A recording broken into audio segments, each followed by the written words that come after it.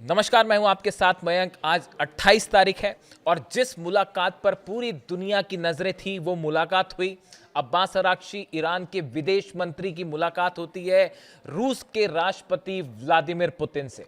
और इस मीटिंग में क्या क्या हुआ ये पूरी जानकारी मैं आपको दूंगा। साथ ही ये भी बताऊंगा कि एक और बैठक हुई अमेरिका में व्हाइट हाउस में, और उस बैठक में यह तय किया गया, डोनाल्ड ट्रंप मौजूद थे, सिचुएशन रूम में मीटिंग हुई और यह तय किया गया कि अब ईरान को लेकर अमेरिका का अगला कदम क्या होगा।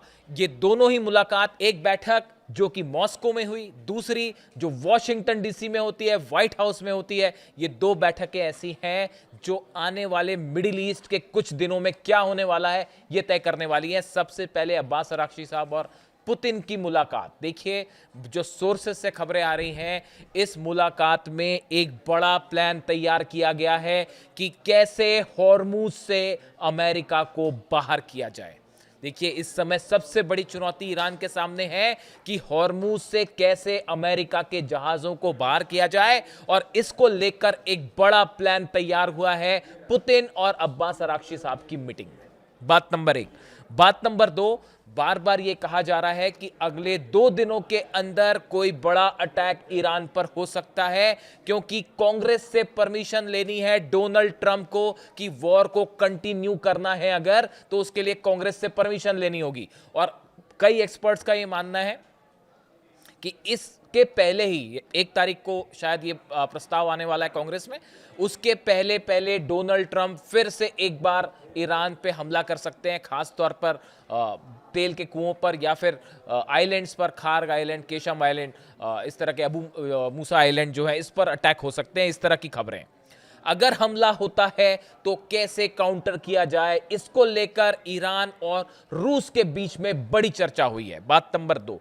बात नंबर 3, अब इस बात पर रूस ने भी मुहर लगा दी है, जो कि ईरान का स्टैंड है कि किसी भी सूरत में यूरेनियम अमेरिका को नहीं दिया जाएगा। इतना ही नहीं, किसी भी रूप में यूरेनियम पर या न्यूक्लियर प्रोग्राम को लेकर कोई बात नहीं होगी अमेरिका से। यह डिक्लेयर ईरान ने पहले ही कर दिया है, और अब इस पर रूस का समर्थन भी मिल चुका है ईरान को।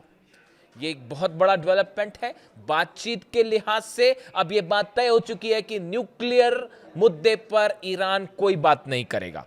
चौथी बड़ी बात, रूस की तरफ से, पुतिन की तरफ से रूस के जितने मिलिट्री सलाहकार थे उनकी भी मुलाकात हुई है अब्बास अरागची साहब से, और यह तय किया गया है कि अमेरिका की तरफ से अगर कोई भी एग्रेसिव स्टेप होता है तो उसका करारा जवाब दिया जाए। यानी अगर हमला होता है ईरान पे तो पूरी मजबूती के साथ जवाब दिया जाए, और रूस हर संभव मदद को तैयार है। यह खुद व्लादिमीर पुतिन ने बात कह दी है कि जो हो पड़ेगा हमसे, हम वो पूरी मदद करेंगे ईरान की। इसके अलावा देखिए आगे की एक बड़ी बात, मिडिल ईस्ट से, ना सिर्फ हॉर्मुज से बल्कि मिडिल ईस्ट से अमेरिका के प्रभाव को कैसे खत्म किया जाए। जो अरब देश हैं, अरब देश इस बात को मान चुके हैं, स्वीकार कर चुके हैं कि उनकी रक्षा अब अमेरिका नहीं कर सकता। ये बात सऊदी भी जानता है, ये बात यूएई भी जानता है, जॉर्डन भी जानता है, कतर भी जानते, सब जानते हैं। इन सूरत हाल में न सिर्फ हॉर्मुज से बल्कि पूरे मिडिल ईस्ट से कैसे 9-2-11 किया जाए, अमेरिका को इसको लेकर बड़ी लंबी रणनीति रूस के साथ तैयार की गई है। इसके अलावा अगर जंग है, इस जंगी हालात में मिसाइल्स के स्तर पर, ड्रोन के स्तर पर, रडार्स के स्तर पर, सर्विलांस के स्तर पर एक बड़ी मदद रूस की तरफ से एश्योर्ड की गई है ईरान को कि जंगी हालात हो जाते हैं, फिर से जंग शुरू होती है तो बड़ी मदद हथियारों के स्तर पर रूस करेगा ईरान की।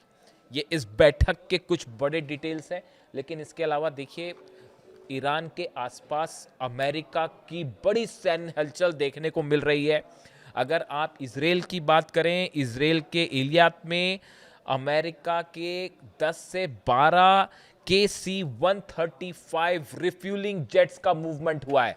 रिफ्यूलिंग प्लेन्स वो प्लेन्स हैं जो कि हवा में फाइटर जेट्स में फ्यूल भरने के काम आते हैं, और जब भी अमेरिका की तरफ से फाइटर जेट से हमले होते हैं तो उसके पहले रिफ्यूलिंग जेट्स का बड़ा मूवमेंट होता है इजराइल में बड़ा मूवमेंट देखने को मिला है, जिससे ये आशंकाएं हैं कि क्या ये संभावना बढ़ रही है कि सीधा इस बार अमेरिका हमला ना करे और इजराइल के जरिए, नेतन्याहू के जरिए हमला किया जाए और अमेरिका के रिफ्यूलिंग जेट्स मदद करें इजराइल के फाइटर जेट्स की। पहली चीज। दूसरी चीज, बड़ी संख्या में F-15 जेट्स का मूवमेंट हुआ है ईरान के आसपास। कई एयर बेसेस जो हैं अमेरिका के, वहां से F-15 ने टेक ऑफ किया है और ईरान के आसपास के इलाकों में संख्या बढ़ गई है F-15 की। ये बिल्कुल उसी तरह का डेवलपमेंट है जैसा हमले के पिछला जो हमला हुआ था उसके पहले हमने देखा था। मैंने खुद वीडियो बनाए थे। जॉर्डन में मूवमेंट था, सऊदी में मूवमेंट था, कतर में मूवमेंट था और इसी तरह का मूवमेंट अब एक बार फिर दिखाई दे रहा है ईरान के आसपास। देखिए, कल डोनाल्ड ट्रंप ने जो बात कही कि ईरान के पास 3 दिन का वक्त है, क्या आपने ये सोचने की कोशिश की कि 3 दिन की ही बात क्यों की? उसकी 2 वजह। पहली वजह तो मैंने आपको बता दी कि कांग्रेस से पास करवाना है डोनाल्ड ट्रंप को प्रस्ताव कि अगर जंग जारी रखना है तो कांग्रेस की परमिशन चाहिए। वो 1 तारीख को प्रस्ताव आना है, यानी उसके पहले पहले तो 3 दिन उस लिहाज से जोड़ के देखा जा रहा है।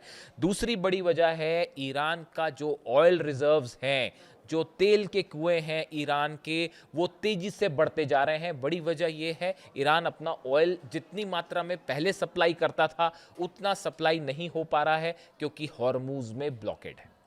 शिप्स निकल रहे हैं ईरान के, लेकिन पहले जितने निकलते थे उतनी ज्यादा नहीं निकल पा रहे। इसकी वजह से जो ऑयल कुएं में भरा हुआ है वो अपने पीक पर पहुंच रहा है और बताया जा रहा है कि अगले 1 से 2 दिन में कई तेल के कुएं ऐसे होंगे जो पूरी तरह भर जाएंगे। देखिए, गौर करने वाली बात यह है कि जब भी कोई तेल का कुआं जो होता है, अगर वो एक बार पूरा भर जाए तो उसके बाद उसमें बड़ा खतरा ये होता है कि उसमें समंदर का पानी जो है वो मिक्स हो सकता है और ऐसी स्थिति में वो कुआं, वो ऑयल रिसोर्स हमेशा के लिए बर्बाद हो सकता है।